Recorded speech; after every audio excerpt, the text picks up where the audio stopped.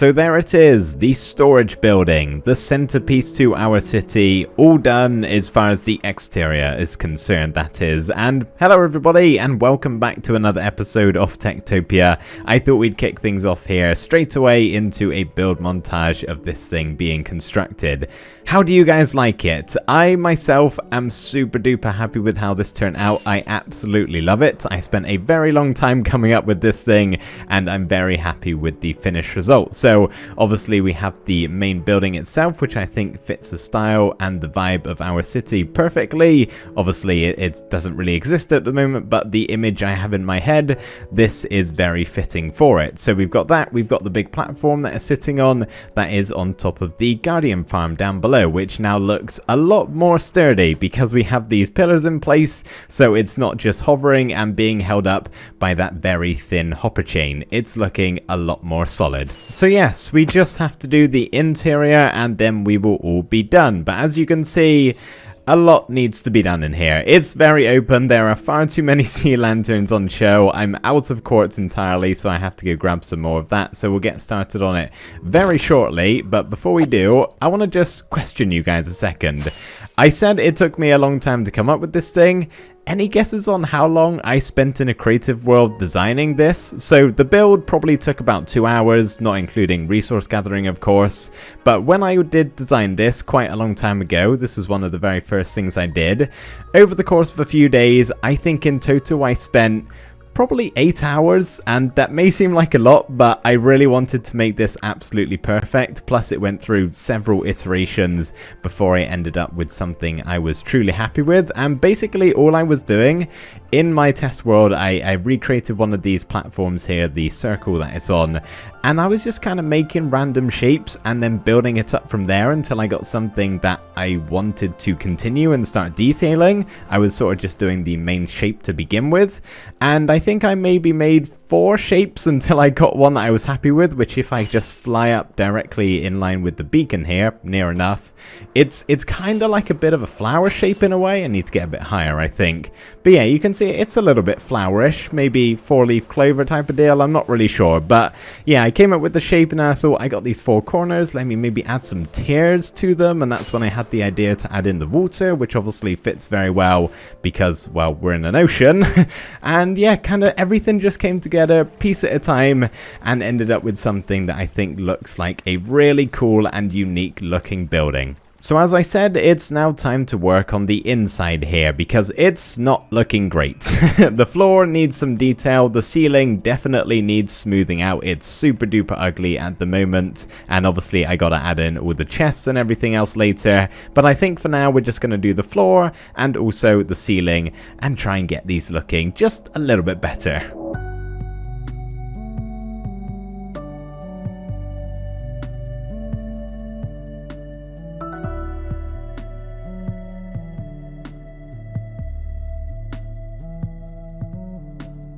Alright, that is looking a lot better than it did before. I'm really liking this. What I'm not really liking though is this FOV. Imagine if I played like this all the time. No one would watch my videos. It's horrible. I really do not like this. Let's go back to normal. There we go. No more feeling sick for everybody. Okay, so sweet. Yeah, we are all done now. Everything is nicely smoothed out. Our sea lanterns are nowhere near as visible, which is great. We've still got a little bit of light peeking through, which I think is nice, but nowhere near the amount that it was before. And obviously, yes, we have our floor pattern all up and running, which will probably get slightly altered as we go on here actually, because obviously things are going to get built on top of it.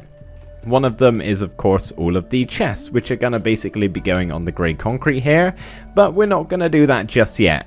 We are instead going to build the town hall, which is actually going to go on this cyan concrete. It's going to be a super small town hall, and I'm putting it in the middle of the storage building because I want our center, the center of the village, which is marked by the town hall icon, to be as close to the dead center of our city as possible. So yeah, this is going to be the smallest town hall probably ever built in TekTopia. I may actually win the award for that, if there was one, which I'm pretty sure there isn't. Is there an award for that? I doubt it.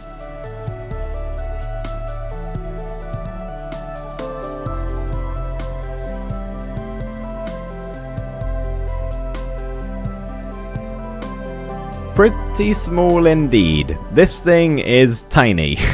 It's actually only got, I think, what, 21 floor spaces in here? 5x5 minus 4. Yeah, 21 floor spaces, which isn't even enough for a small two-person home.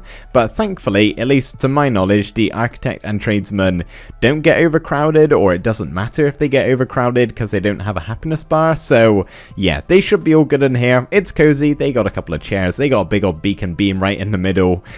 Which is actually where the center of the village is. Everything revolves around this block right here. So unfortunately, because our town hall icon is going to be going on this block, it's going to mean the village border is going to be off center by like 2 blocks, but it doesn't really matter because, well, you don't see the village border until you get close to it, and I thought that was a better decision than having this door be placed in the center of the room, making the entire build off center in a very symmetrical room. So hopefully you guys are with me there in agreement. I think that's the better one to... One's got to be sacrificed, right? So I'm picking the village border. But yeah, we are now ready to place in our town hall icon and get our very first villagers. I'm glad that worked. It did in my test world, but I wasn't 100% confident it was here. We can get our very first villagers, the architect and tradesman, who should appear. There they are. Hey friends, how are you doing? Long time no see. Did you get the chest? Oh, you did. And there's the merchant. Wonderful. Okay, that's actually really quite reassuring to see. I didn't know what was going to go on with you just yet, because obviously we don't have the platforms in the corners, so I guess you just picked the nearest thing, and we got nomads. Oh my goodness. Okay, this is awesome. I was thinking what we would have to do is go out to the village border. Let me just fly out in this way and go over to the 4 corners, which should be loading in any second. There we go. Yeah, you can see where these 2 walls meet. I was thinking we were going to have to build like temporary platforms with big old walkways going right to the center, but no, they just spawn inside the storage building, which is awesome. That's actually really nice. I was worried about that. I wasn't sure what was going to happen. Okay, sweet. That's made my day, honestly. So yeah, we have the architect and the tradesman. I need to get you a chair, my friend, but first of all, let me grab the goodies here. Don't have my axe on me, which is strange, but I don't really need it in this city. There's no real wood involved. But before we carry on with the building, I actually have something super cool I want to show you guys related to these 2 fellas right here. I want to show you guys some drawings. So a few weeks ago, I was approached by a wonderful subscriber and a very talented artist by the name of Junkyard Dog, and they basically sent me a message saying that they wanted to draw some of the citizens of our city here in a more realistic manner, as some concept art, if you will, so that you guys could feel more immersed and get a better idea of what the citizens would actually look like in this village. So I have the 2 here for the architect and the tradesman. This is them. Architect on the left, tradesman on the right. How amazing do they look? I love the art style so very much. It's such a good drawing, and they each have their own individual details, which I really like, and there's probably too many to list here on camera, but I will just say that each of these characters are based off of an ocean creature. So the architect, for example, is based off of the betterfish, and the tradesman is based off of the coconut octopus, and they each have their own individual style, kind of inspired by those sea creatures. And I just think that's such a cool way to go about it, seeing as this is an ocean village, of course. And I just love them so much, and I really hope you guys do too. I don't see why you wouldn't. They are awesome drawings. However, I have 2 more to show you. This is the tradesman, oh, not the tradesman, sorry. This is the merchant and also the nitwit, looking just as cool with their respective sea animals beside them. So yeah, those are the 4 drawings. Hopefully we can expect more in the future, but thank you so much, Junkyard Dog. Dude, you are a super talented artist. Thank you so much for doing that. And I'm sure everybody else really appreciates it. So yeah, everybody, I'm going to link Junkyard Dog's Instagram down in the description. Please go over there and check out some of his other stuff. He really does deserve it. It was a very kind thing for him to do all of this. So yeah, go check him out, go follow him, go like some of his other pictures, see what other builds, oh, not other builds, sorry, see what other drawings he's done, because they are all super awesome. It's one of those days where I just cannot talk, if that wasn't already obvious, stumbling over my words left, right and center. So I think to just stop talking for a few minutes here, I'm gonna place down all of the chests, probably a couple of furnaces and also a crafting table too.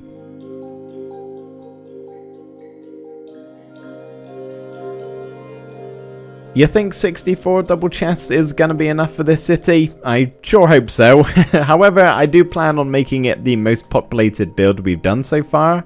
I'm honestly thinking we can get somewhere in the 250 villager region.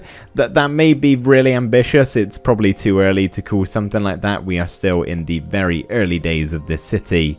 But yeah, I'm really hoping we can get it super duper populated, hence why we have so many chests just for the possible storage that may take place in here. But yeah, that means the storage building is all done and we can actually place down the token. Now, I'm willing to bet that this isn't going to go shiny when I place it down. It does not, but do not panic, I know why that's actually the case. So, it turns out there is a maximum floor space you can have in a TekTopia building. I had no idea until after I built all of this and spent ages figuring out why the token wasn't glowing. I was having a bit of a panic situation, but yeah, turns out that 500 floor spaces is the maximum, and this... I think I worked out roughly 700 or something like that, so I have to somehow make around about 200 of these floor spaces invalid. Now, I'm not exactly sure what I'm going to do. I think if I can't think of anything super special, I'm just going to take all of these blocks, the cyan terracotta, or cyan concrete, sorry, and the sea lanterns down by a block, and that should solve my problem. But yeah, I'm just going to think how I can knock off all of those floor spaces and make our token nice and shiny. Oh yes, that's what we like to see, nice and shiny. And as you can see, I did in fact just lower all of the cyan concrete down as well as the sea lanterns, and I think that works nicely. It doesn't really ruin the look of the build too much and also allows it to, well, be functional and actually valid. So we can use our book here with TekTopia information to see that we have 448 floor tiles in our storage building, which means we can fit in 37.3333333333 villagers inside of our storage here. Don't ask what happened to the 0.3, it's a gruesome story, but 37 villagers. We will probably exceed that, honestly, at some point or another, but for most of the time, they probably shouldn't be getting too overcrowded, which is very nice indeed. This storage is actually completely spawn-proof, for those of you wondering. I double, triple, quadruple, quintuple checked that everything was above light level 7, with the exception of these furnaces right here. As you can see, if I just hop on top, they are light level 7, so I'm just going to stick a pressure plate on top of all of these.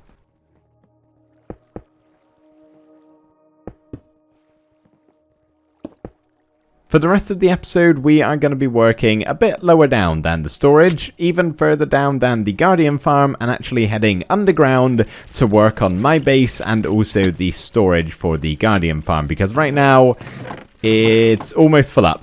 It's very close to being completely full. It's super fast and this cannot keep up. But yeah, we're going to be working on the storage for the Guardian farm and also my base, because I like to set one of those up in each of the villages slash cities. And I've got it all designed in my test world as always, and it's pretty massive. It's actually really quite huge. This area that I've got dug out is tiny compared to the area we need. So before we even start placing any blocks and doing something with the storage system here, I'm gonna have to do a little bit of expanding. There we go, that's a little bit bigger, and that's also a lot of bats and a lot of nomads that failed to find a way to the village. I just think they do that when they despawn. I don't really know what's going on. So yeah, this is a plenty big enough hole, probably overkill, but I just like to carve out enough room so I don't have to do more midway through building. And I think the very first thing we need to do ASAP is set up the sorting system and collection area for our Guardian farm, because I'm almost confident. In fact, I know, because it was nearly full before and it's been about 45 minutes. This is full up completely. So the drops are just kind of lying around now, I'm guessing, or clogging up the hoppers, which is never really a good thing. So yeah, we need to go get a bunch of chests and a bunch of hoppers, which is going to take about this much wood, which is basically all of my supplies. We're over here at Arduino, and I don't have much left, and I haven't even looked at the amount of iron I need. That was not cheap. I am now very poor. I miscounted the amount of chests needed. I actually need to double the amount I had, so I need to get tree chopping.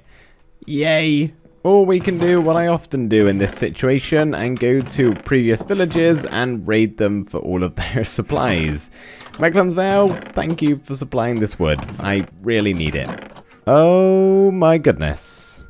What have I done?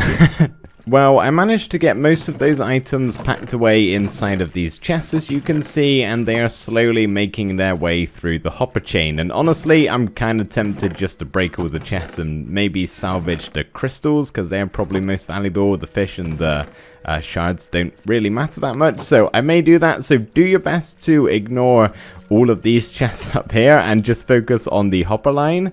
And I think actually what we're going to do is start up at the source of where all of these drops are coming from, which also can't really keep up with the system. It's a bit of a mess right now, I'll be honest with you. I also am having difficulties flying at that hole. Can we try that again? And perfect.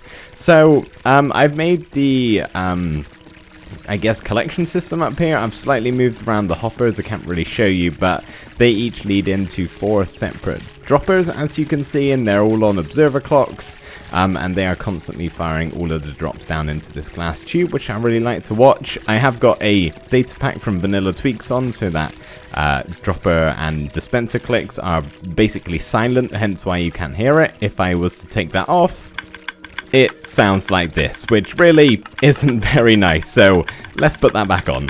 Ah, there we go, much better. So yeah, we have the observer clocks with the dispenser firing the items down into the tube, and then obviously these will eventually be my entrance ways, but they end up on top of that hopper, which eventually won't be clogged up, and it will just go directly in, and it will go round the hopper chain here. If I could just get on top. This is probably the messiest clip I've recorded today. I do apologize. I'm a bit all over the place. But they eventually go into this hopper chain, and over here is where we sort our crystals.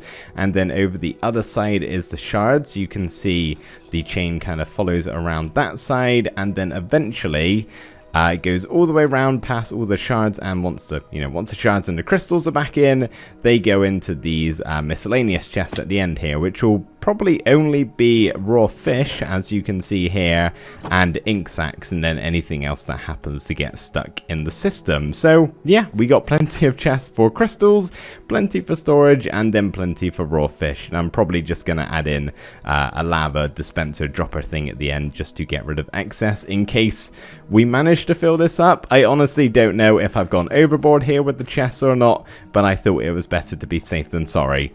I really need to do something about those drops, because that's going to start causing lag in a minute. So I got a bit carried away, shall we say. Whilst I was building, I lost track of time, and it got quite late, probably too late to record, and long story short, it's finished. So apologies for the big old jump cut there with no progress updates, but let me give you the grand tour. So I've gone ahead and cleaned up all of my chest monsters here at the top. They've just been dumped over on my little area that I'm currently located. But on the top here we have 4 holes. 2 of them are just a straight drop like that, and 2 of them have a ladder. I will probably just use a straight drop more often than not, but the ladder is there in case I don't have my elytra for whatever reason.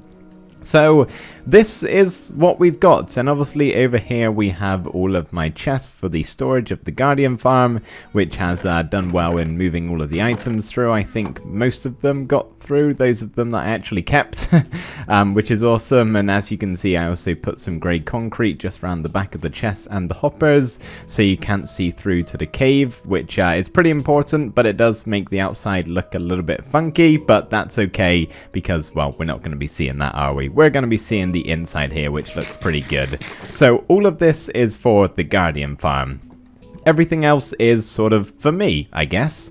So we have plenty of storage here. We got a couple of sets of chests and then some more over here if need be, which I probably will. Last time in Eriduine, I didn't really give myself enough storage, and this is probably overkill, but I'd rather have it that way than not. So yeah, we got my storage, ender chest, brewing stands, crafting table, anything I could really need. And then over here is my super smelter that I've moved over.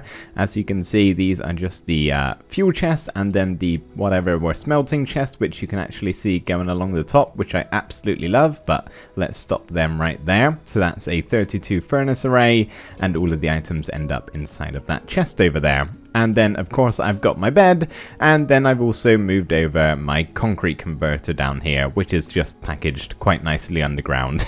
It's very white down here, but it doesn't need to look pretty, does it? It's hidden away underground for the most part. But yeah, there we go. That is my base all done. I'm really happy with how it turned out. I think the floor looks pretty cool. We still got the beacon beam shooting through the middle. The roofs look okay. I ended up using spruce even though I was trying to avoid wood in the city, but this isn't really part of it, so I think it's okay. And I needed a slab block instead of a full block, and this is 1.12. There aren't exactly many options for slabs. Oh, and one other thing, I have a shulker box here in the ceiling, and I'm not sure what to put inside of it. I'm thinking just rockets, because I can easily grab this, and I use rockets quite a lot. I get through a large number of them each episode, so I'm thinking I should store that inside of there, but any suggestions on what else I could put? It's literally there so the beacon can actually go through the roof, and I can't see the hoppers and everything above it, and yeah, it's a transparent block, so no issues there, but I feel like I should utilize it somehow.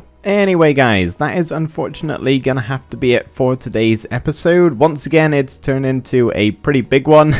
I think that's gonna quite often be the case whilst we're working on this large city project, but it's always worth it in the end. I hope you guys like this build behind me here. As I said, I'm super duper happy with it. I love how it turned out, and I'm excited to do some more building next episode, and I hope you guys are looking forward to it as well. So thank you so much for watching this one. I really hope you did enjoy, and I'll see you next time. Bye for now.